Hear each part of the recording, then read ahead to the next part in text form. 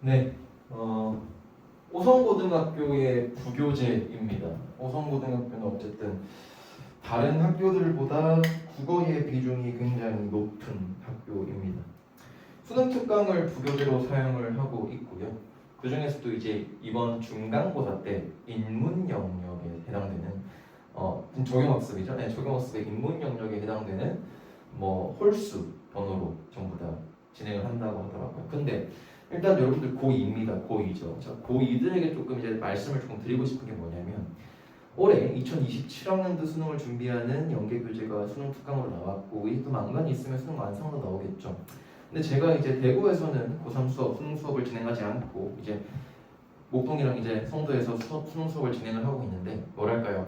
올해 수능 특강, 문학도 마찬가지고 독서도 마찬가지고 굉장히 조금 난이도가 있습니다. 조금 까다롭긴 합니다. 그래서 사실 저는 과연 모의고사나 학력평가에 대한 어떤 제대로 된 학습을 하지 않은 상태에서 여러분들 이 학년이 아무리 뭐 학군지라고 하더라도 교재 자체가 난이도가 꽤나 높습니다. 그리고 제가 알고 있는 제 수강생들은 학력평가의 어떤 학습을 위주로 하셨던 아이들이 아니라 다소 내신스러운 문항의 어떤 대비를 주로 하셨던 거기 때문에 모르겠어요. 조금 많이 어려울 수도 있을 것 같고 또 학교 수업 내용을 들어보아하니 그냥 뭐 이거는 뭐 학생의 어떤 말을 조금 차용을 하자면 학교에서는 그냥 글을 어떤 식으로 읽는지에 관한 수업을 진행을 한다고 합니다. 사실 수능 특강 같은 경우가 2학년의 어떤 부교재로 세팅이 되는 경우는 굉장히 많습니다. 어쨌든 그런 경우는 비단 오성고뿐만 아니라 제가 진행을 했던 다른 학교도 마찬가지로 꽤나 많았습니다. 하지만 근본적으로 거기에서 그때마다 확인을 하셔야 될 것은 뭐냐면 내신스럽게 대비를 해야 된다는 겁니다. 프리스타일로 그냥 무조건 풀겠다. 그러면 안 됩니다. 왜? 어쨌든 난이도가 꽤나 있는 교재이기도 하고 그리고 이제 내신이라고 하는 것은 주어진 시간 안에 정해진 범위를 완벽하게 탁탁탁 쳐내야 되는 건데 그게 안 되니까 자 그래서 저는 내용 위주로 분석 위주로 말씀을 조금 드려보고자 하고요. 그래서 지금 문장별로 다 끊어놨습니다. 꽤 길죠. 그러니까 꽤 깁니다. 굉장히 내용이 많아요. 굉장히 내용이 많고 또 어렵습니다. 근데 막상 또 이걸 뜯어보니까 그렇게까지도 많은 건 아닌 것 같기도 합니다. 인문 철학 같은 경우에는 어쨌든 많이 어렵습니다. 애들이 많이 어려워하고 헷갈리는 파트이기도 합니다. 그래서 약간 이런 것 같아요. 인문 철학이 어려운 학생들 그런 부류와 과학 기술이 어려운 학생들 그런 부류가 있습니다. 근데 어쨌든 요 인문이라고 하는 거는 그냥 말싸움이라고 생각하시면 될 것 같아요. 자, 말싸움이 어떤 의미냐면요. 인문, 철학 같은 경우에는 어쨌든 등장하는 용어 자체가 굉장히 추상적인 경우가 많고요. 다소 정립되지 않는 경우가 많고 자, 더불어서 시대가 변할 때마다 그 어떤 원형적인 의미에서 부가되는 거기에 덧붙여지는 의미가 굉장히 많습니다. 그래서 그 경계 라인을 잘 잡으시면서 한번 들어보시는 게 좋을 것 같습니다. 일단은 제가 이제 꽤나 오랫동안 수능 강의를 해왔고 실제로 그 성과를 인정을 받고 있는 사람으로서 말씀을 드리자면 수능 특강에 나오는 뭐랄까요 지문들은 어렵습니다. 어려운 게 맞아요. 실제로도 조금 어려운 게 맞고 고3에게는 쉬울 수도 있겠으나 고1, 2에게는 난이도가 분명히 있습니다. 그리고 한 어떤 글에서 갖고 있는 정보도 굉장히 많고요. 하지만 한 가지 확실한 건 절대로 일관적이게 작성이 되어 있지 벗어나게끔 막 감당을 못할 정도의 어떤 그런 정보의 양은 아니다라고 말씀을 조금 드리면서 한번 같이 가볼게. 자, 유물론에 관해서 나옵니다. 자, 어쨌든 나는 지금 니네가 유물론, 철학, 어떤 인문학적인 어떤 소양이 없다라고 생각을 하고 말씀을 드릴 겁니다. 그러니까 저는 글대로 읽을 겁니다. 다른 배경 지시나 그런 건 안 알려드릴 거예요. 왜? 안다고 해가지고 글을 잘 읽는 것도 아니고 모른다고 해가지고 글을 못 읽는 것도 아니야. 그래서 그냥 한번 확인만 해보자는 거야. 어쨌든 나와 있는 대로 따라가는 것이고 따라갈 때 머릿속에 넣어야 하는 어떤 문형들과 어떤 그런 문장들과 그런 어떤 기본 소양적인 것들이 있을 겁니다. 그거 위주로 한번 파악을 해보자. 자, 일반적인 교과서 독서 지문을 풀이할 때보다는 조금 시간이 걸릴 것 같습니다. 자, 유물론은 세상의 본질이 물질이고 우리가 감각하는 대상뿐 아니라 의식이나 정신 등과 같은 것들도 객관적 물질의 산물일 뿐이라고 보는 입장을 말한다. 그것뿐이다. 그러니까 유물론이라고 하는 건 그냥 물질이다. 반면에 자 반대죠. 자, 얘와 역적이죠. 물질이라고 얘기했어. 주관적 관념론은 여기 객관적이라고 나왔습니다. 주관적 완전 반대입니다. 관념론은 세상의 본질이 정신, 멘탈이고 외부 세계는 인간의 의식 속에서만 존재한다고 보는 입장을 말한다. 자, 극명하게 갈라져 있죠. 유물론은 모든 것들이 객관적 물질의 사물을 결과다. 반면에 주관적 관념론은요, 세상의 모든 본질이 정신이고 우리가 바라보고 있는 인지하고 있는 외부 세계도 의식에서 존재한다라고 보는 겁니다. 반대다 정도만 확인하시면 될 것 같아요. 자, 근데 하이데거는 두 입장을 모두 거부했다. 그럼 잘 봐. 이해가 있고 유물론이 있고 주관적 관념론이 있어요. 하지만 하이데거는 not A, not B의 입장을 지닌 겁니다. 확인해보자. 그는 유물론이 인간을 다른 대상들과 마찬가지로 물질적 대상에 불과하다고 여기는 것을 비판했다. 그럼 쉽게 그는 유물론을 비판했다. 인간은 자신의 존재에 대해 의문을 가질 수 있다는 점에서 다른 대상과 다르다. 잘 봐. 유물론은 객관적 사물의 물질이다. 하지만 하이데거는 유물론은 비판했다. 왜? 의문을 가질 수 있기 때문에. 의문을 가질 수 있다라고 하는 것은 일종의 사고할 수 있고 인지체계를 가질 수 있다는 점에서 인간과 다른 모든 감각하는 대상은 다르다라고 구분을 한 거야. 또한 자, 그러니까 여기서 앞에 나왔던 것은 유물론에 반대하는 근거, 하이데거의 근거입니다.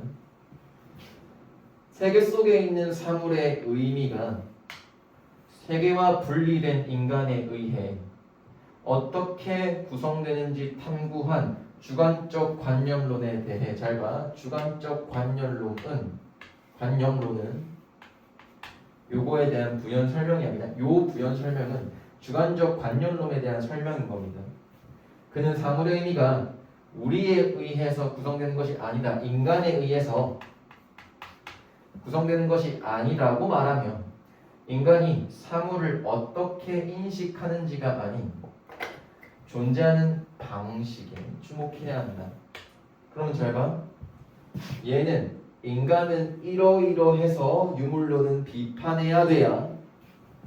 반면에 얘는 인간은 여기에 주목했으니 여기에 주목하지 말고 여기에 주목해야 돼. 그래서 이게 틀린 거야. 애초에 주목하려고 하는 대상이 넌 그러면 안 돼라고 보는 거야. 그러니까 확인되셨죠? 자, 그는 인간이 사물의 의미를 지각하는 것이 아니라 세계 속에 함께 속해 있는 인간과 사물이 어떻게 관계를 맺는가에 따라 사물이 다양한 모습으로 존재한다고 보았다. 잘 봐.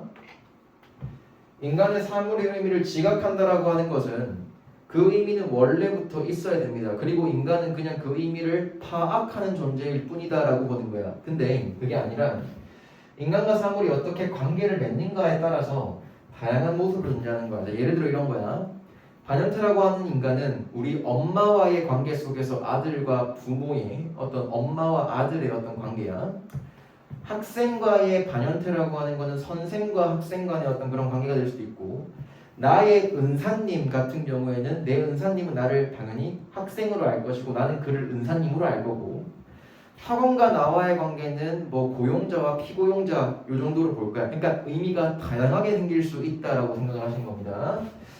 감각되는 사물은 감각하는 나와, 자, 감각되는 사물, 인간으로서 인지체계를 갖고 있으니까 감각을 할 수 있겠지. 그러니까 그 감각을 하는, 내가 감각을 하는 사물은 감각하는 나, 내가 감각을 할 수 있으니까 분리될 수 없는 관계 속에 있다라고 하는 말은 그의 관점을 잘 들은다. 쉽게 얘기해 줄게. 나 없으면 걔도 없는 거야. 걔가 없으면 나는 있을 수 있지만 나 없이, 나와의 어떤 그러한 어떤 유기적인 관계 없이는 없다라고 보는 겁니다. 확인되셨죠? 그럼 잘 봐. 무조건적으로 우선시돼야 되는 건 나일 거야. 그러니까 내가 그 대상을 바라봤을 때 내가 어떻게 관계를 맺는가에 따라서 그 대상의 의미가 정해진다라고 생각을 하면 됩니다. 자, 넘어갈게요.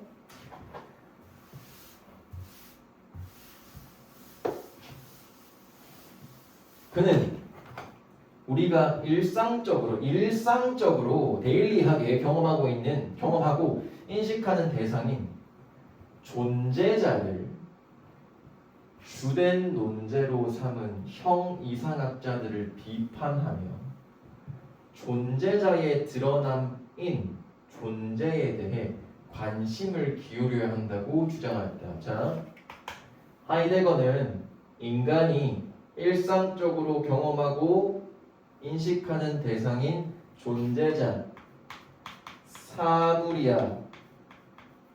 모든 인간이라면 그 어떤 것도 지각할 수 있지 않니? 대상이야. 자, 사물인과 동시에 대상이겠죠.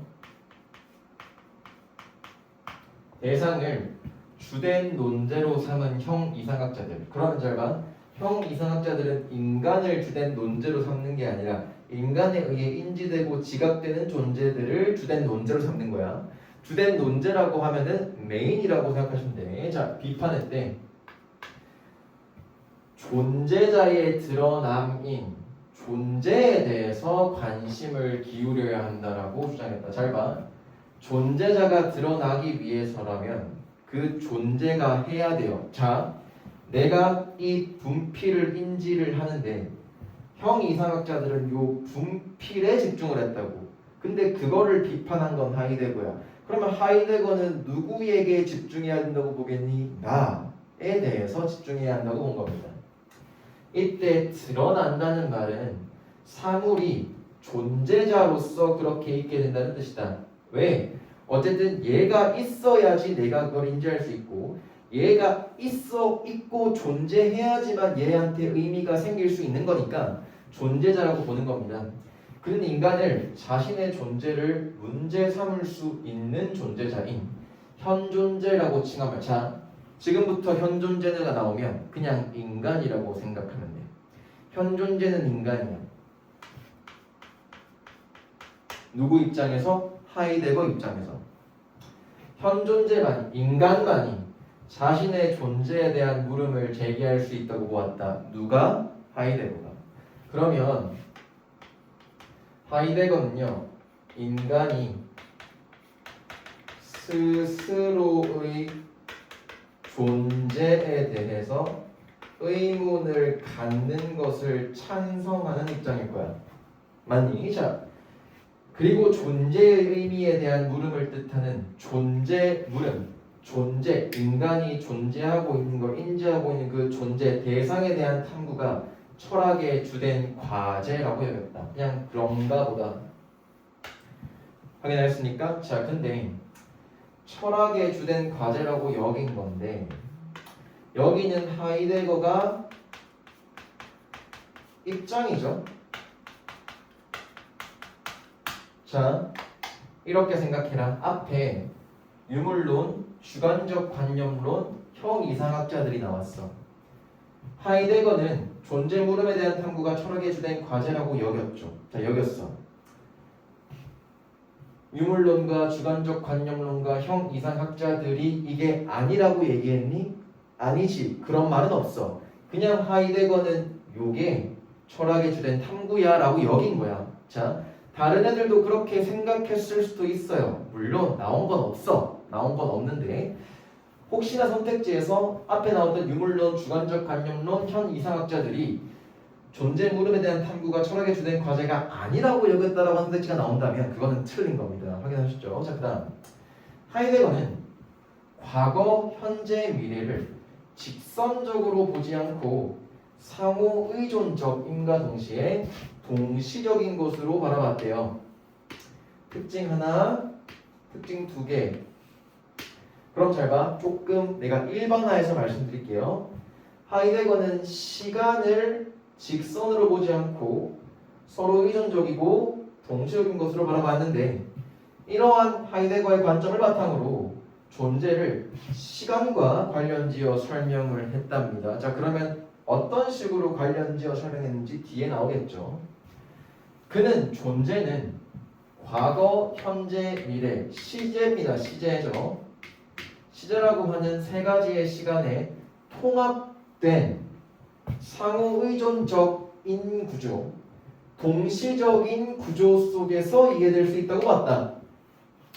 존재자가 과거에 어떻게 드러나 왔는지, 대상, 사물이 과거에 어떻게 인지되어 왔는지, 누구에게? 현존재에게. 현재 다른 존재자들과 어떠한 관계 속에 있는지, 다른 A 대상, B 대상, C 대상들과 어떠한 관계를 갖고 있는지, 미래의 가능성을 어떻게 구상하고 있는지가 함께 엮이면서 대상 사물의 의미가 드러난다고 본 것이다. 이해되시죠? 자, 하이데거는 존재를 시간, 과거, 현재, 미래 속에서 드러나는 사건이자 밑줄 변화하는 것이라고 보았다. 그럼 하이데거의 입장은 항상 이렇게 생각하셔야 돼. 불변의 존재는 없어. 모든 의미 대상은 변함이야. 존재는 시간이다라는 그의 말에서 시간을 존재가 드러나는 방식으로 본, 자, 그의 입장이 드러난다. 잘 봐. 시간을 직선적으로 보지 않고 상호의존적이고 동시적인 것으로 바라봤대. 왜? 그 시간 속에서 존재자가 드러나기 때문인 겁니다. 아시겠죠? 자, 그러니까 하이데거가 시간을 직선적으로 보지 않고 상호의존적이고 동시적이어야 다른 대상들 간의 관계를 맺을 수 있고요. 그 관계를 맺어야 의미 파악을 할 수 있으니까. 이해되시니? 자, 그는 더 나아가 이러한 시간 구조 속에서, 이러한 시간 구조 뭐냐? 상호의존적이고 동시적인 것 속에서 현 존재가 죽음에 대한 인식을 통해, 인간이 죽음에 대한 인식을 통해 존재, 대상, 사물에 대한 물음을 삶의 유한성과 관련지어 인간이 직접 이해하게 된다고 주장했다. 이해되죠? 어쨌든 잘 봐. 하이데거는 모든 인간들 이런 거 얘기할 필요 없고요. 시간 속에서 현존재인 인간이 인지하고 있는 사물 대상은 의미가 바뀐다. 첫 번째, 그 바뀐다라고 하는 것은 왜 바뀌는데요? 시간은 직선이 아니라 상호의존적이고 동시적인 것이다. 그래서 다른 대상과 관계를 맺고 인지가 되어야지 의미 파악을 제대로 할 수 있는데, 그 존재는 현존재인 인간이 가능하다. 그 인간은 삶은 무한하지 않죠. 유한하기 때문에 삶의 유연성과 관련지어서 이해하게 된다라고 얘기한 거야. 잘 봐.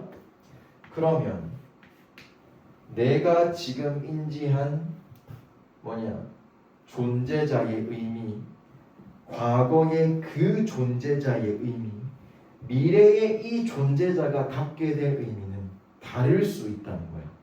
다를 수 있다. 자, 그다음 넘어갈게요.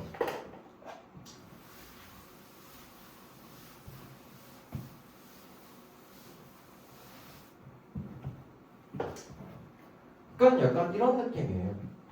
친구로 한번 얘기를 해보죠.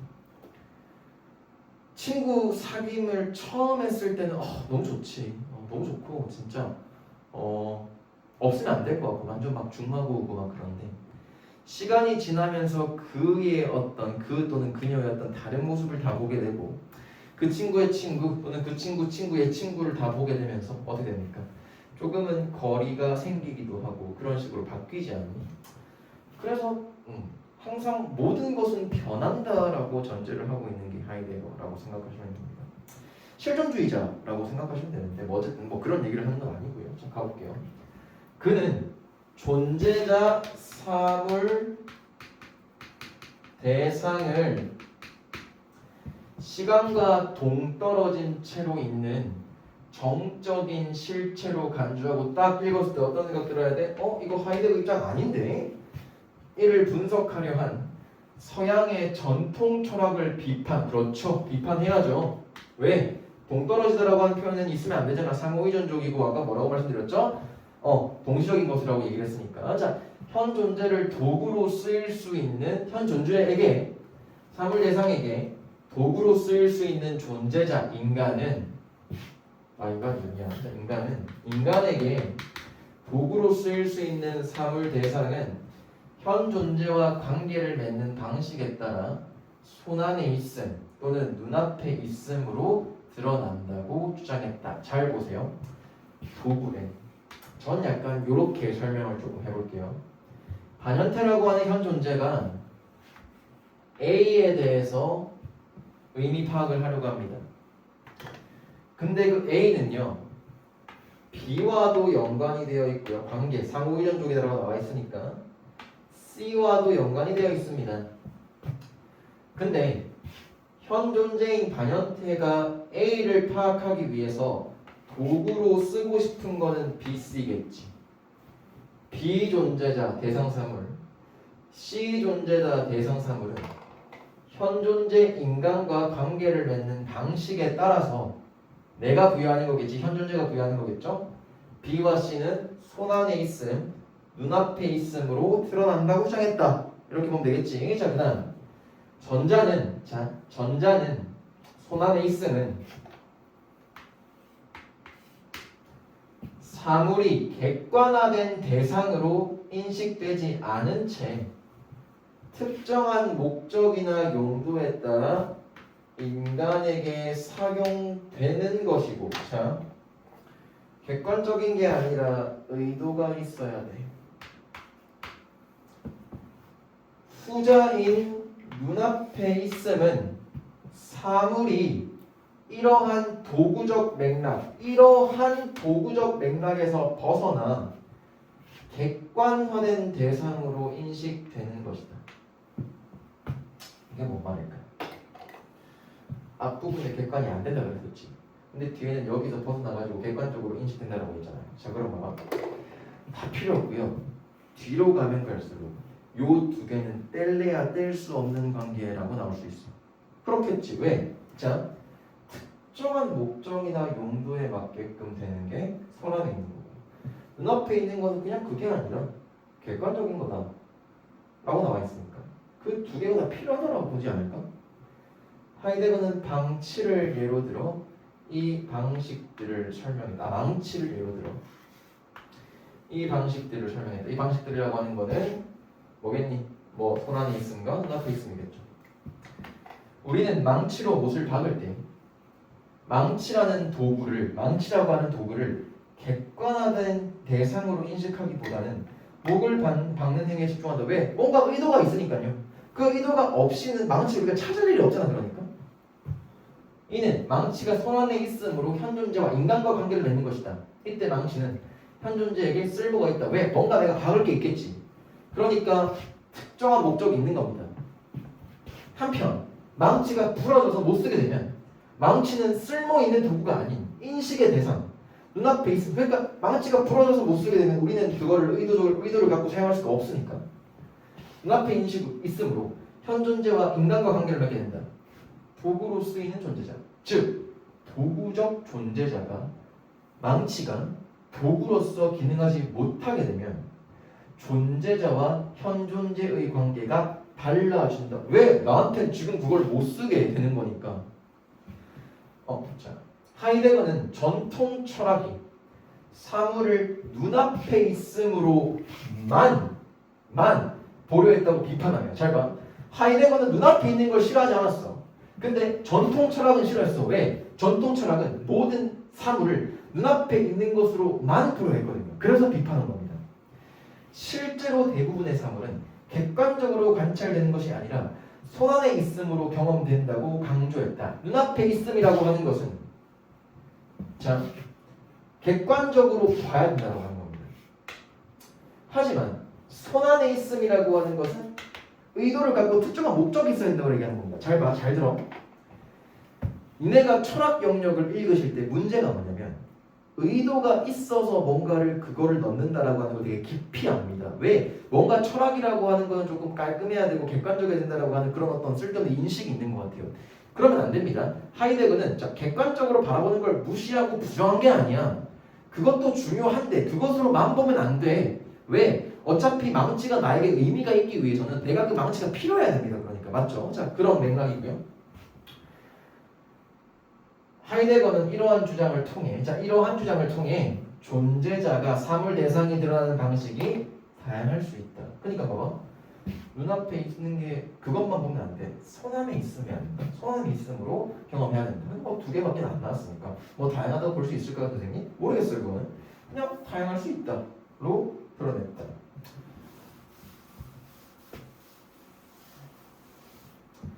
하이데거는 인간이 세계를 이해하는 틀인 실존적인 지평을 갖고 있고 존재자는 이러한 실존적 지평 속에서 이거 띄어쓰기 잘못했네요. 자, 속에서 드러난다고 봤다. 자, 실존적 존재자 사물 대상 이러한 실존적 지평 속에서 그 세계를 이해하는 틀, 인간이 갖고 있는 세계를 이해하는 틀, 뭐라고 볼 수 있을까? 인지, 사고체계 속에서 드러난다고 봤다. 그는 이성을 지나치게 강조하는 서양의 전통 철학이, 지나치게 강조하는 게 서양 전통 철학의 특징이겠지. 지성적 사유를 통해, 사유는 얘들아 생각이고 사고예요. 자, 사고를 통해 경험의 한계를 넘어서는 실체를 탐구하려고 한다고 비판하며 존재를, 사물을 현존재 인간과의 경험과 관련지어 설명했다. 잘 들어. 하이데거는 경험적 한계를 넘어서는 실체를 탐구하는 건 안 된다고 본 거야. 모든 존재는 인간의 경험과 관련지어서 설명이 되는 겁니다. 그게 뭡니까? 아까 앞에 나왔던 뭐였죠? 손 안에 있어. 아시겠습니까? 자, 예를 들어 우리가 붉은 꽃이라고 인간이 붉은 꽃이라고 부르는 꽃은 색소경이죠. 자, 색깔을 구분하지 못하는 게 생명이죠. 자, 생명이 동물에게는 회색으로 볼 수 있다. 맞지? 따라서 이 꽃이 붉다라고 하는 자 명제의 참과 거짓을 따지는 근거는 인간에게 이 꽃이 붉다라고 하는 명제의 참 거짓을 따르는 그 근거는 시각이라고 하는 감각을 통한 경험에 있다.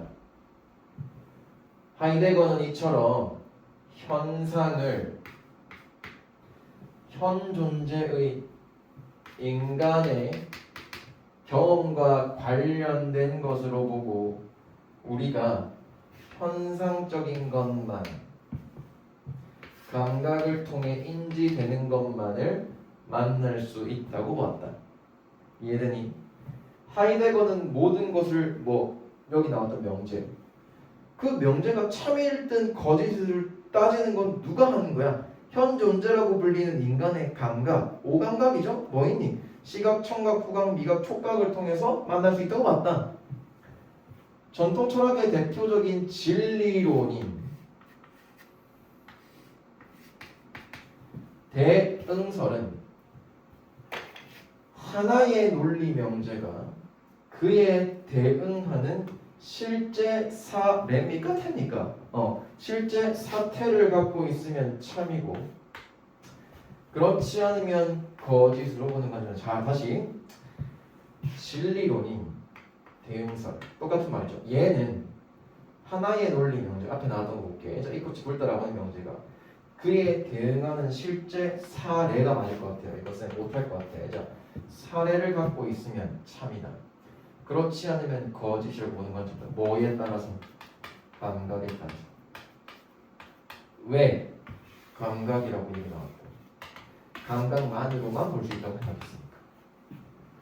하지만 하이데거는 이를 비판했대. 비판하며 우리가 바라보는 사물은 객관적인 실체에만 국한되는 것이 아니고 만남 속에서 드러나는 존재자. 우리와의 만남 뭡니까? 야, 객관적으로만 인식하면 안 되고 우리가 있어야 되기 때문에 걔가 그런 의미를 갖고 있는 거야. 잘 봐. 저는 생명이 아니에요. 그러면 그 꽃이 빨간색일 수 있어. 근데 예를 들어서 내 친구는 생명이야. 그럼 얘한테는 그게 빨간색이 아닐 수 있어. 그러니까. 그럼 객관적인 건 무엇이냐는 거죠. 얘한테는 그럼 그게 빨간색이 아닌 게 틀린 겁니까? 그게 아니잖아. 하지만 그가 현상이 존재의 전부라고 본 것은 아니다. 뭐 현상이라고 하는 거는 아까 얘기했던 감각이 존재의 전부라고 본 것은 아니다. 그는 현상을 통해 존재자가 드러나는 동시에 사물 대상이 드러나는 동시에 현상과 동일시될 수 없는 존재의 측면이 은폐된다, 숨겨진다고 보았다. 자, 현상을 통해 존재자가 드러나면서 또 똑같아질 수 없는 존재의 측면이 은폐된다라고 보는 거죠. 존재자가 사물 대상이 특정한 방식으로 드러남으로써 다른 존재 가능성이 동시에 은폐된다고 본 것이다. 이게 무슨 말이냐면요. 이 꽃은 붓다, 불다. 그러면 이 꽃은 붉어야 되는 거야. 다른 꽃은요, 다른 게 존재할 가능성이 동시에 은폐되는 거죠. 이렇게 바라보는 겁니다. 하이데거는 21세기에 큰 영향력을 끼친 철학자로 인정됩니다. 얘들아, 그냥 하이데거는 실존주의자입니다. 실존주의자라고 생각하시면 돼요. 자, 그 이유는 그가 서양 전통 철학의 기반이 된 형이상학을 새롭게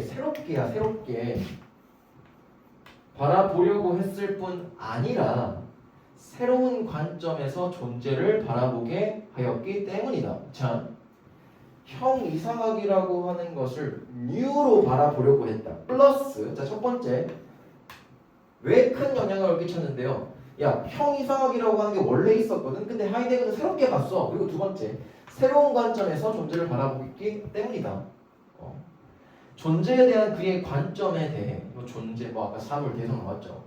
인간을 중심으로 그 대상을 이해하고 대상을 부차적 존재자로 여기는 것이라고 비판하기도 했다. 자, 존재에 대한 그의 관점은 잘 아까부터 계속 읽어보면 계속 관계, 인간이 특정한 목적, 의도 이렇게 얘기를 하고 있잖아. 그러니까 야, 너 인간 중심으로 대상을 이해하고 그 사물 대상을 그냥 인간이 있기 때문에 나와 있는 거라고 비판을 받을 수 있겠지. 그러니까 어떻게 보면 하이데거 입장에서는 1등이 인간이야. 현 존재가 있어야지 딴 게 다 인식된다라고 보는 거니까 비판할 수 있겠지. 하지만 세계가 객관적으로 주어진 것이 아니고 아까 나왔죠. 특정한 목적, 의도가 나왔으니까 인간이 대상과 만나는 과정에서 존재자, 사물 대상이 드러난다라고 하는 그의 주장은 세계에 대한 우리의 이해를 넓혀 주었다는데 의미가 있다라고 생각하시면 됩니다. 네. 뜯어서 보니까 이해를 못할 법한 내용은 아닙니다. 그리고 하이데거에 관해서 되게 고차원적인 어떤 특정한 지식이나 그의 어떤 진짜 살아온 환경, 발자취를 요구하는 게 아니었고 그냥 어떻게 보면 그의 입장과 견해를 확인하면서 그가 어떻게 생각 사고를 하게 되었는지 가볍게 이해 정도만 하실 수 있다면 관련된 문제는 다 풀 수 있지 않을까 생각이 듭니다. 아셨죠? 네, 그 다음은 세 번째 질문으로 인사드리겠습니다.